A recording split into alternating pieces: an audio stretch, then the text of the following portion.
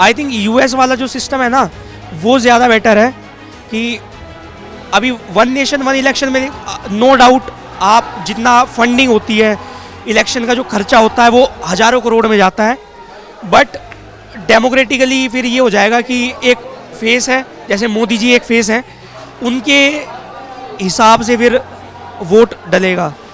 May be face को देख के फिर जनता वोट देगी वन नेशन वन इलेक्शन में, ये उसके कौन से हैं। कहा जाता है ना कि शेर के मुंह पर जब खून लग जाता है तो फिर वो वापस नहीं देखता मुड़कर। तो क्या लगता है आतिशी एक बार मुख्यमंत्री अगर बन जाएंगे तो क्या इतनी आसानी से अरविंद केजरीवाल को गद्दी वापस सौंप देंगी? वो शेर है ही नहीं, कभी भी उनके मुंह में खून लग ही नहीं सकता है। वो सिर्फ पीछे वाली हैं, पीछे बैक डोर पे रहेंगी, हमेशा रहेंगी। नमस्कार, सौगंध टीवी देख रहे हैं आप, मैं आपके साथ शिवम चौबे। मौजूदगी है हमारी दिल्ली विश्वविद्यालय में, क्योंकि दिल्ली विश्वविद्यालय में हो रहे हैं चुनाव।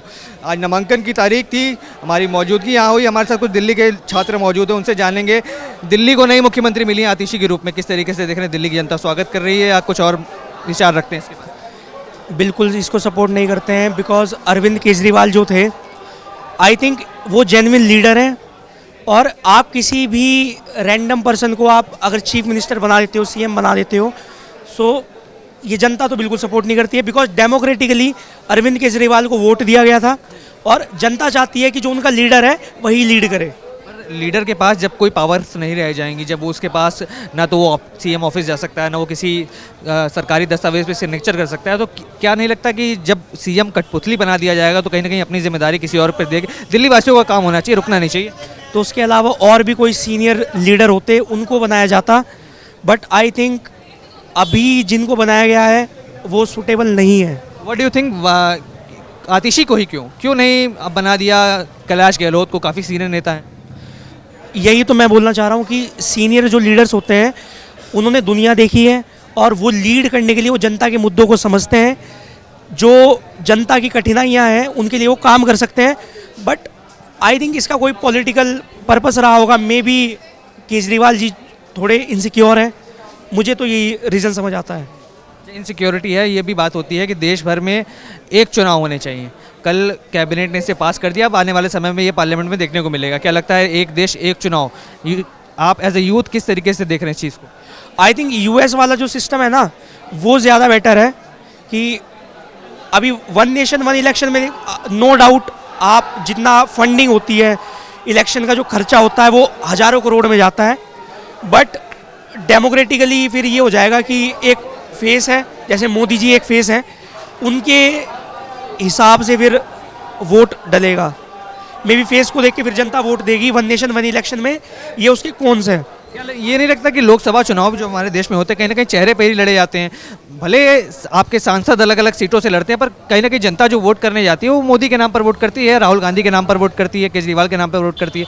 इस माइंडसेट से कैसे बाहर निकला जाए, अपने कैंडिडेट को कैसे चूज़ किया जाए? ये देश का दुर्भाग्य है कि हम लोकल मुद्दों को छोड़ के कुछ ऐसे मुद्दों पर वोट देते हैं, कास्ट पर, रिलीजन पर वोट देते हैं, जिसके बाद जनता फिर 5 साल के लिए परेशान होती है। आप यहीं पे डीयू में देख सकते हो कितने पर्चे पड़े हैं। क्या इनमें से कोई था जब यहाँ पे पानी नहीं था, यहाँ क्लासेस में एसी नहीं थे? इनमें से कोई नहीं था।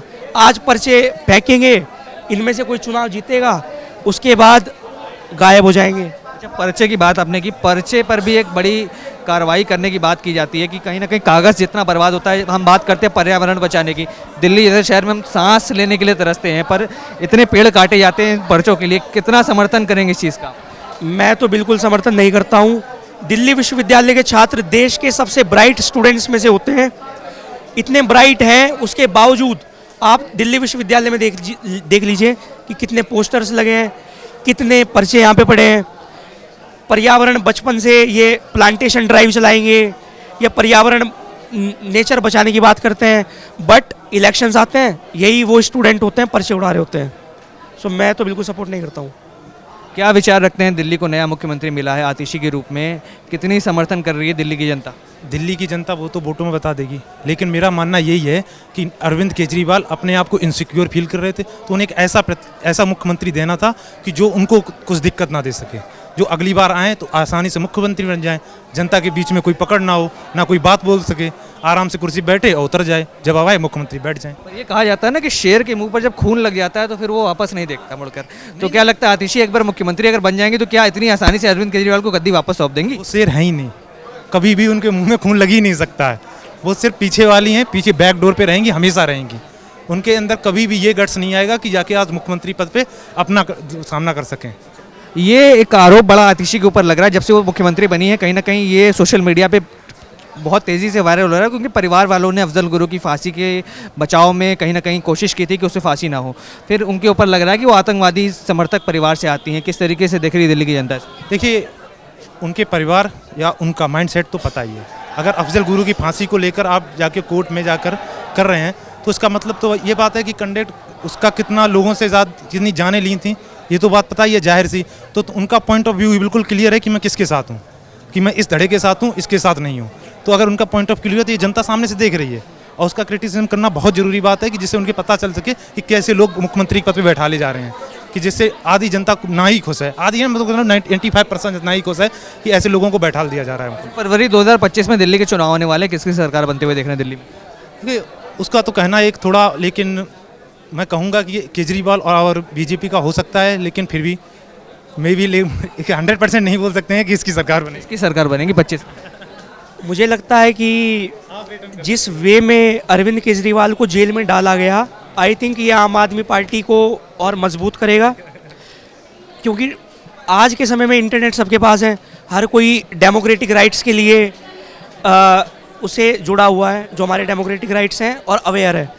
अवेयरनेस की बात आपने सही की, पर यही अरविंद केजरीवाल बाहर आए थे लोकसभा चुनाव में और उन्होंने इंटरनेट के माध्यम से, मीडिया के माध्यम से ये अपील की थी कि अगर आप मुझे जेल में वापस नहीं डालना चाहते तो मेरे लिए वोट करना। पर उसी चुनाव में देखा गया दिल्ली की जनता ने 7 की 7 सीटें बीजेपी को दे दी। तो क्या लगता है ये कोई इमोशनल कार्ड काम करेगा? आई थिंक लोकसभा का जो इलेक्शन था, मोदी जी का फेस थोड़ा सा ऊपर था। जनता को पता है कि लोकसभा में जो एमपीज़ होते हैं, बीजेपी की गवर्नमेंट आनी थी, इसलिए उन्होंने लोकसभा में मोदी जी को वोट दिया। और केजरीवाल जी कहीं ना कहीं, और लास्ट इलेक्शन में भी तो यही हुआ था ना, सारी सीटें बीजेपी के पास गई। तो मैं ये मानता हूँ कि जब विधानसभा का चुनाव होगा, अरविंद केजरीवाल, आम आदमी पार्टी दोबारा से आ सकती है।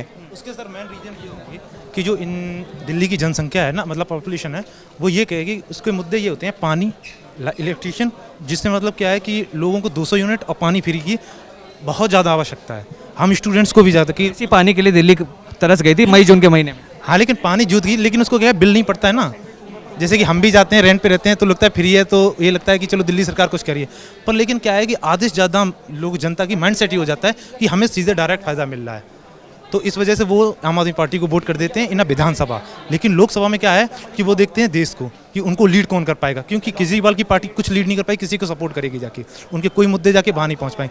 तो उसमें क्या होता है, कांग्रेस और बीजेपी से नाम हो जाती है। तो आम आदमी पार्टी लेकिन सपोर्ट थी, लेकिन बीजेपी को बेनिफिट मिलता है उस चीज़ के लिए कि वो देश के लिए अच्छी बातें करता है। देश के लिए कौन बेहतर नेता नजर आता है इस समय? मोदी जी से खुश हैं आप? मैं बिल्कुल भी 100% मोदी जी के देश के लिए खुश हूँ।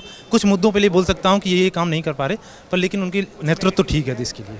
क्या लग रहा है, देश के चुनाव की बात तो हमने की, पर दिल्ली में जो इस तरीके से आतिशी बनी है मुख्यमंत्री, कई लोग ये आरोप लगा रहे हैं कि रिमोट कंट्रोल मुख्यमंत्री बनाए गए हैं। कितने सहमत रखते हैं इस विचार से? नहीं, देखिए, पहले जो ऑर्डर आया है, बेल का जो कंडीशन है, बेल के कंडीशन में यह है कि केजरीवाल ना तो सीएम ऑफिस में इंटर कर सकते हैं और ना ही किसी भी ऑफिशियल डॉक्यूमेंट पर साइन कर सकते हैं। तो यहाँ मजबूरी है किसी और को सीएम बनाना।